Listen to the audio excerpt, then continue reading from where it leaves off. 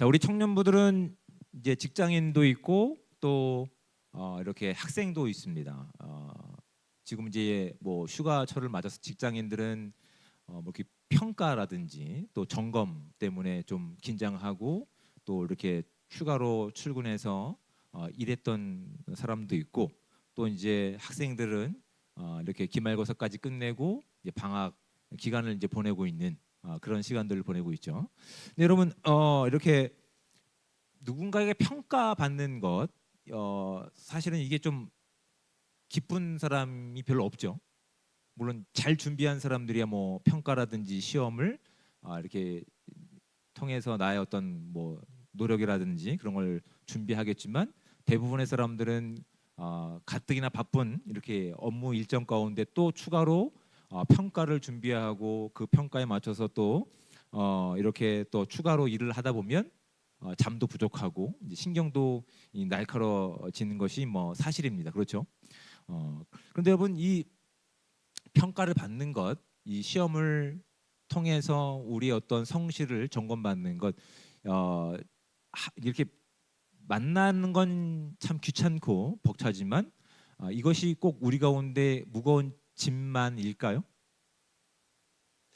만약에 이제 휴가를 앞당겨서 안전 시설 점검이라든지 이걸 하면 우리가 적어도 정상적으로 또 완벽하게 이것을 점검하게 되면 휴가 기간에 안전사고라든지 이런 걸 미연에 방지할 수 있기 때문에 사실은 뭐 개인적인 부분뿐만 아니라 어떤 직장 안에서도 회사 차원에서도 도움이 되는 것이죠. 근데 막상 이 점검이라든지 시험을 통해서 평가받는다는 것이 만만하거나 편하지 않기 때문에 스트레스를 받는 것은 사실입니다. 그렇죠?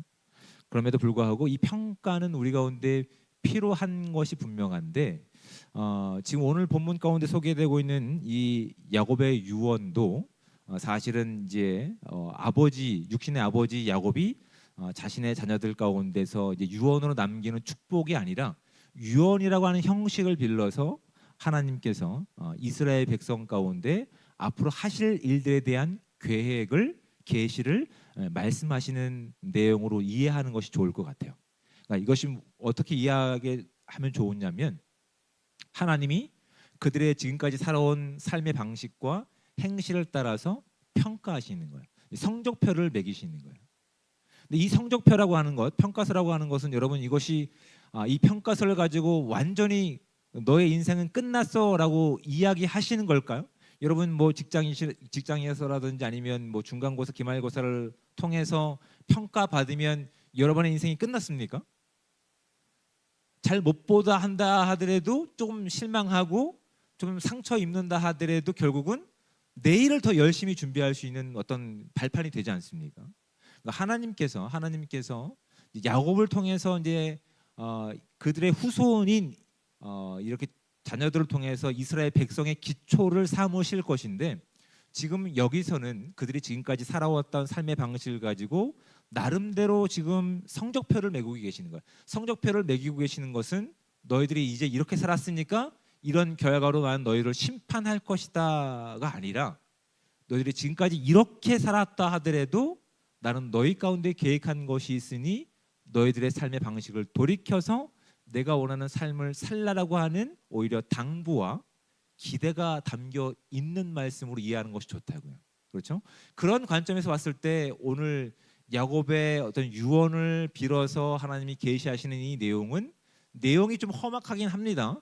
험악하지만 축복일까요, 저주일까요? 축복이죠. 그렇죠?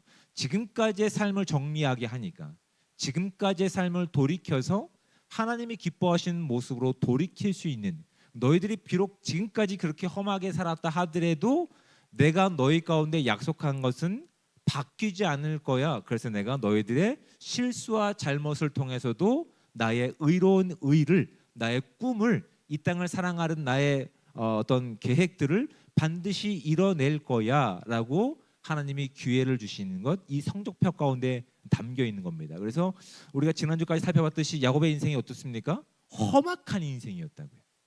험악이라고 하는 단어가 히브리어 원문에는 어떤 의미라고 말씀드렸죠? 악한 거라고요. 악한 인생이었습니다. 그러니까 하나님이 그 인생 가운데 개입하셔서 하나님이 하실 일, 꿈을 주셨지만 그가 그 꿈을 온전히 이해하거나 순종하지 않았기 때문에 결국은 그가 이렇게 울퉁불퉁하는 그 모든 시간 가운데 돌이켜 보니까 하나님, 제가 하나님의 그 꿈 가운데, 하나님의 계획 가운데 참 악한 인생을 살았습니다. 놀랍게도 그 악한 인생을 살았습니다라는 내용, 반대 반전의 내용은 뭡니까? 그럼에도 불구하고 하나님께서 나를 하나님의 약속을 이어가는 믿음의 조상의 반열 가운데 세우신 하나님입니다. 그래서 그의 과거의 모습이 야곱이었다 하더라도 하나님이 그의 이름을 바꾸신 이스라엘, 이스라엘이라고 하는 이름도 명예로운 이름이 아니라고요. 하나님과 겨루어 이긴 자입니다. 얼마나 고집이 셉니까? 그런데 하나님께서 그에게 약속하셨던 그 내용들을 가지고 그를 하나님의 원하시는 방법대로 하나님의 꿈이 이루어지는 통로로 사용하시는 과정 가운데 사용되었기 때문에 그가 스스로 평가할 때 참 저는 악한 인생이었습니다. 험악한 인생이었습니다. 하지만 제 험악한 인생 가운데 하나님의 은혜의 손길이 있었습니다. 하나님의 계획하심이 제 인생을 통해서 지금 실현되고 있으며 이루어지고 있습니다라는 감사의 고백이 거기에 담겨 있는 거라고요.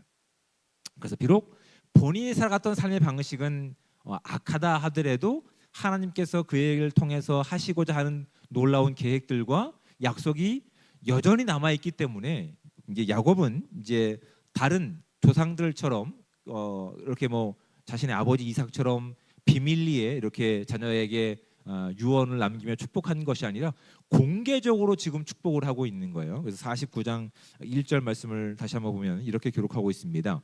야곱이 그 아들들을 불러 이르되 너희는 모이라라고 이제 선포하고 계시죠.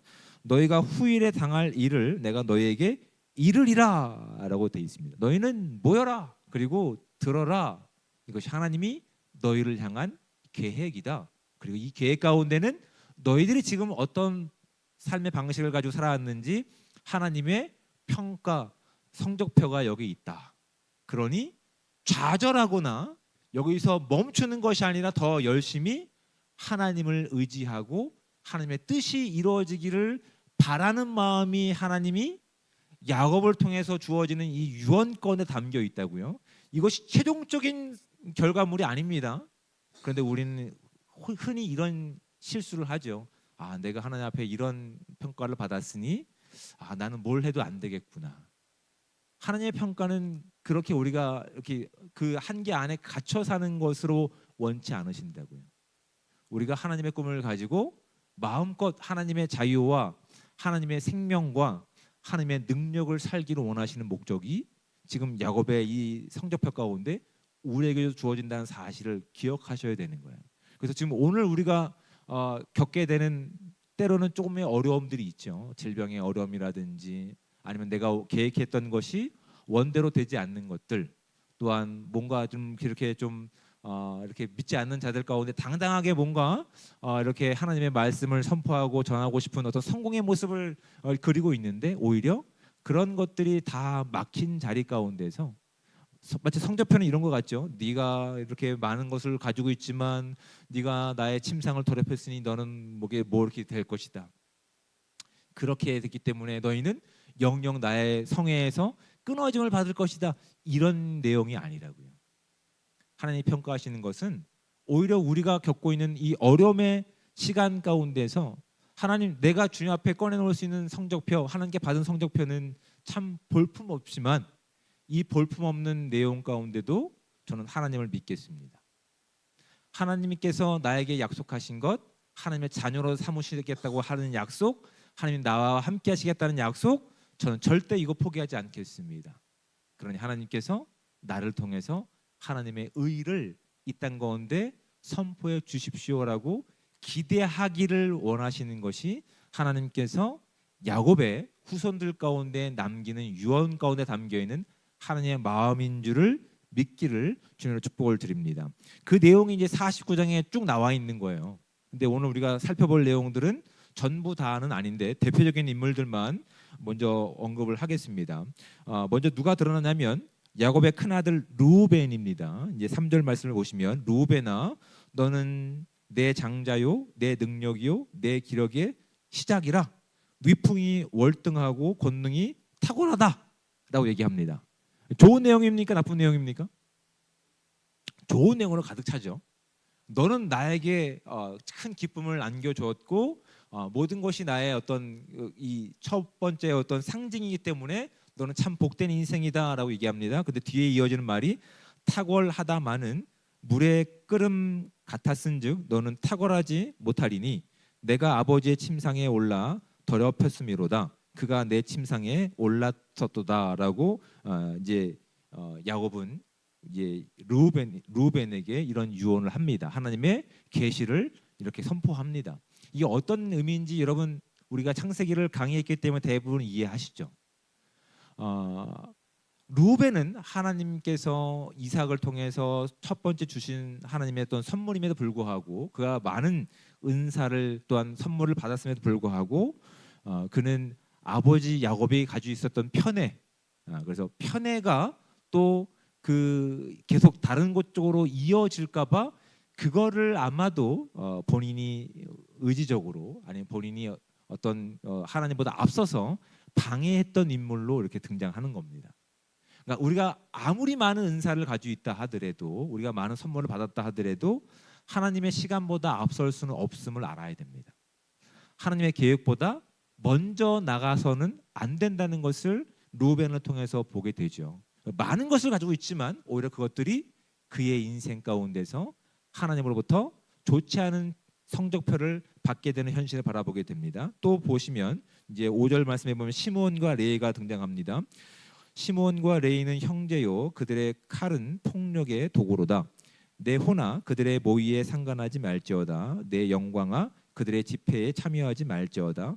그들이 그들의 분노대로 사람을 죽이고 그들의 혈기대로 소의 발목 힘줄을 끊었음이로다.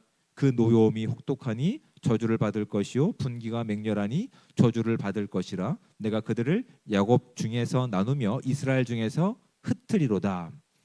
여러분 이게 저주의 메시지입니까? 축복의 메시지입니까? 내용상은 저주의 메시지죠. 그렇죠? 그리고 그 저주대로 살았던 또 시므온은 사실은 이후에 이스라엘의 그 가나안 땅에서 보면 그 정말 그 기록들이 점차 희미해지는 것들을 발견하게 됩니다. 그러니까 어떤 약속의 땅을 딱 받지 못해요. 그들이 받았던 그 땅들은 희미해지고 사라져 버립니다. 레이는 어떻습니까?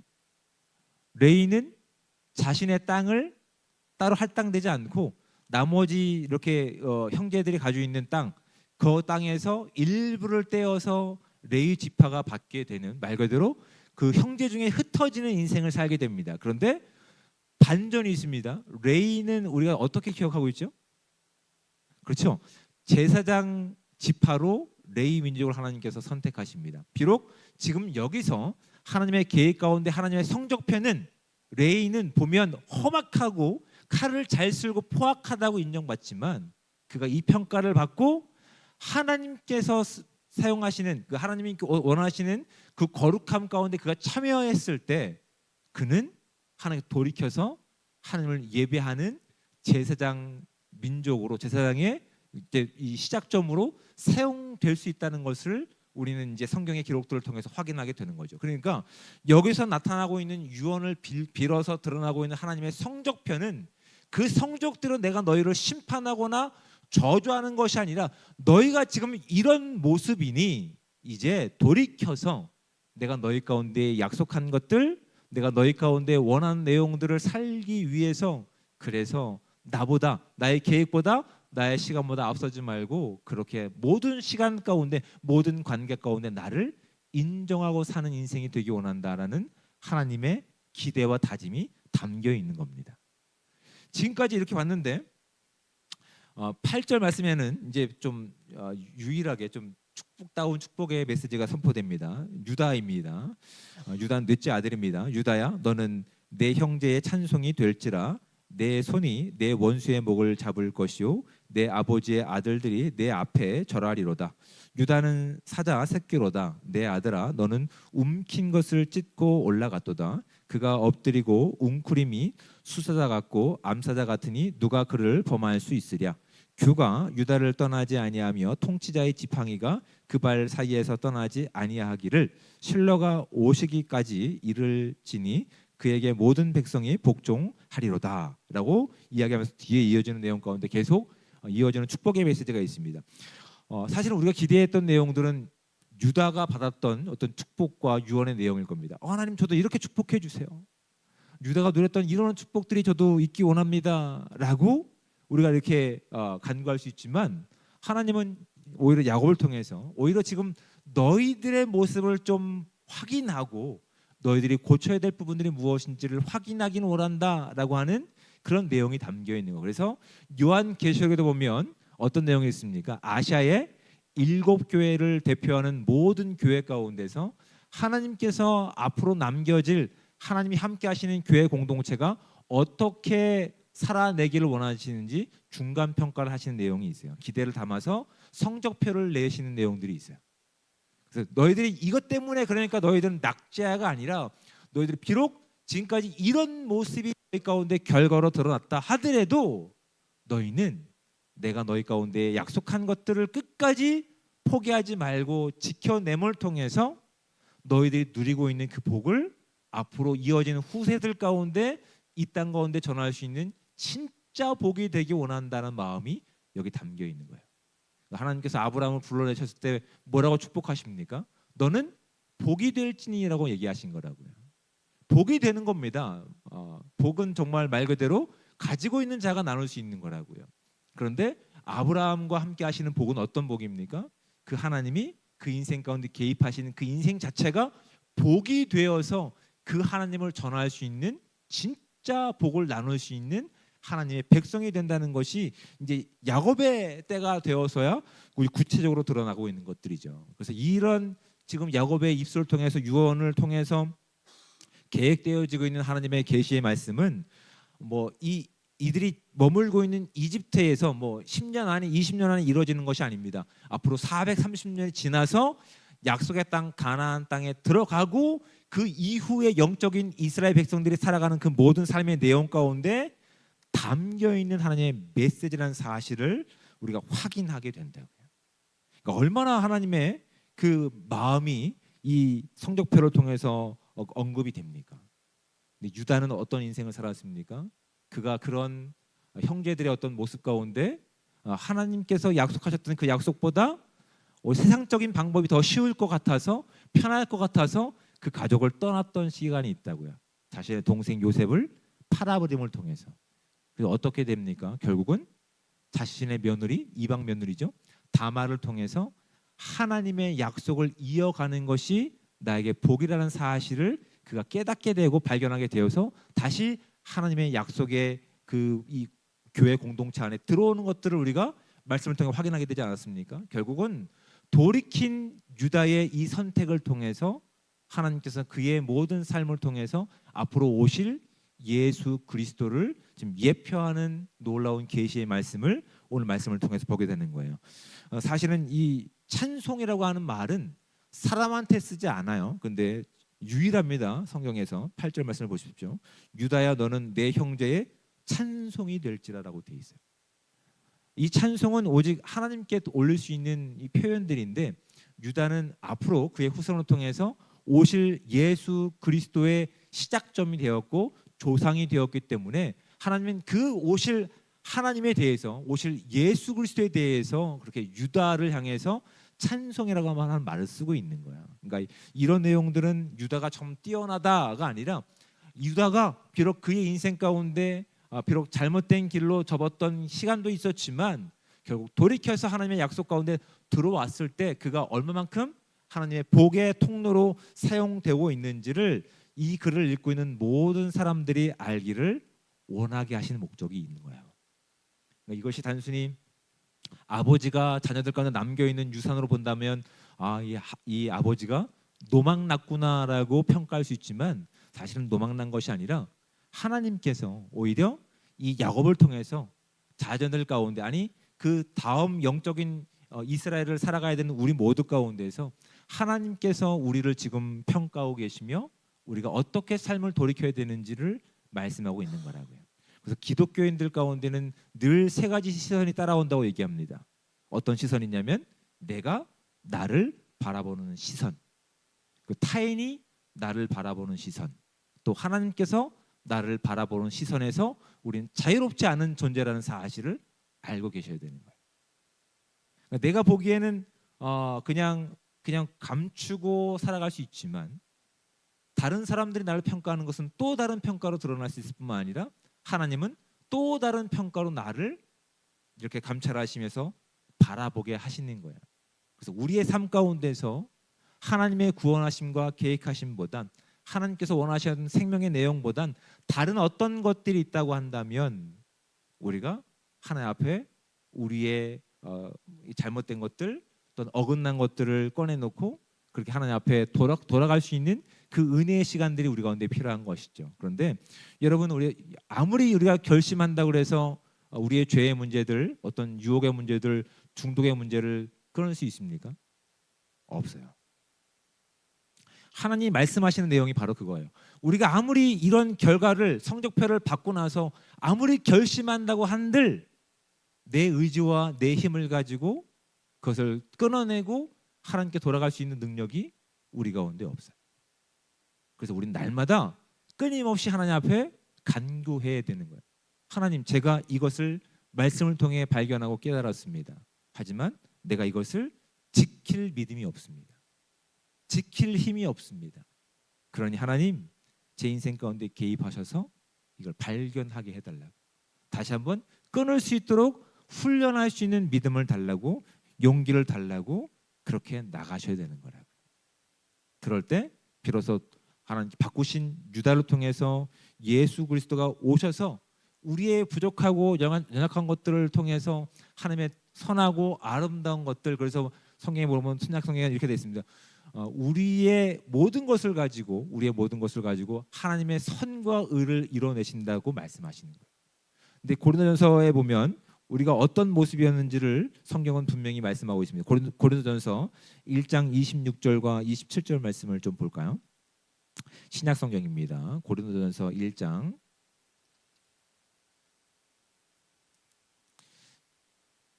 저는 좀 친절하지 않죠. 여러분 찾아보라고 제가 말씀드리는 거예요.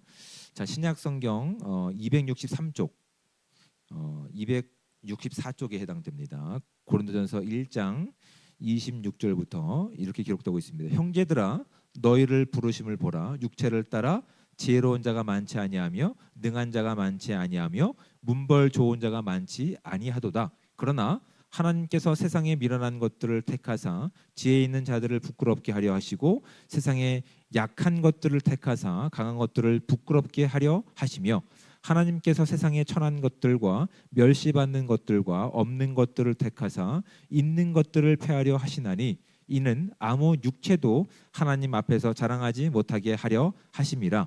너희는 하나님으로부터 나서 그리스도 예수 안에 있고 예수는 하나님으로부터 나와서 우리에게 지혜와 의로움과 거룩함과 구원함이 되셨으니 기록된 바 자랑하는 자는 주 안에서 자랑하라 함과 같게 하려 함이라. 아멘. 우리를 부르셨을 때를 보십시오. 우리가 온전해서 의로워서 하나님 앞에 그 약속의 반열 가운데 들어가지 않았습니다. 마치 야곱과 그의 자손들처럼. 그런데 하나님께서 그들의 수없이 많은 시행착오를 통해서도 하나님은 하나님의 선과 의를 이루어내십니다. 모든 것에 합력하여 선을 이루시는 하나님을 야곱의 인생을 통해서, 야곱이 지금 마지막 때가 되어서 유언에 담겨있는 하나님의 계시를 자녀들 가운데 선포하시는 것을 통해서 우리로 알게 하시는 거예요.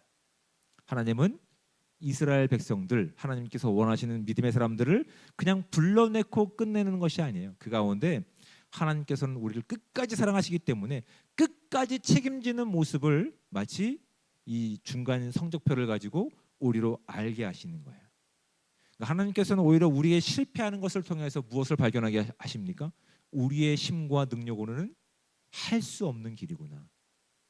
하나님께서 반드시 우리를 사용하실 때 우리가 비로소 하나님 말씀 가운데 순종하게 되는구나. 그래서 이제 고린도전서의 말씀처럼 비로소 발견하게 되는 것이죠. 우리가 능력이 있거나 지혜가 있거나 많은 것을 가지고 있어서가 아니라 하나님의 구원하심이 우리의 부족함을 채우고도 남는 것에 있구나를 발견하게 되는 거라고. 이스라엘이 특별해서가 아닙니다. 하나님의 약속이 그들 가운데 담겨 있었고 중간 평가를 통해서 그들의 모습이 이렇게 처참하다 하더라도 하나님께서는 그 약속을 끝까지 지켜주시며 완전함으로 채워가시는 하나님임을 야곱의 인생과 그의 계획과 또한 그들의 유언권에 담겨 있는 것을 우리로 알게 하신다고요. 그러냐면 우리가 오늘 넘어짐을 통해서, 오늘 실패함을 통해서, 오늘 힘겨움을 통해서 좌절해야 될 이유가 있을까요? 성경은 없다라고 얘기합니다. 하나님의 성육표대로 우리가 완벽한 A를 받지 못한다 하더라도 하나님께서는 그런 모습을 통해서 우리가 더 누구를 의지하게 만드십니까? 하나님을 의지하게 만드신다고요. 하나님의 의로움과 거룩함이 우리 가운데 채워질 때에 비로소 우리는 우리를 드러내는 것이 아니라 우리를 통해서 하나님의 영광을 살아내는 존재들로 우리를 사용하고 계시다고요. 그러니까 여러분, 성도는 뭘로 평가됩니까? 우리가 얼마만큼 많은 능력을 가지고 있느냐, 어떤 결과들을 만들고 있느냐로 우리를 평가하는 것이 아닙니다.